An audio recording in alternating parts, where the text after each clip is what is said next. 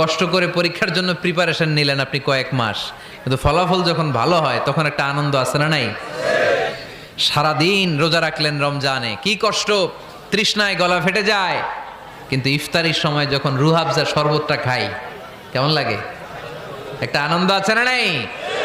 এজন্য আল্লাহ বললেন فإن مع العسر يسرا إن مع العسر يسرا ও নবী, কষ্টের দিন মক্কায় অল্প কিছু দিন, মদিনাতে আনন্দের দিন অপেক্ষা করছে। আমাদের জীবনে যদি দুঃখ কষ্ট আসে আমরা ধৈর্য ধরবো, তাওয়াক্কুল করবো একজনের উপর, তিনি কে? কারণ আমরা বিশ্বাস করি কষ্টের দিন এটা চিরকালের জন্য নয়, সামনে আনন্দের দিন আমাদের জন্য সেট করে রেখেছে কে?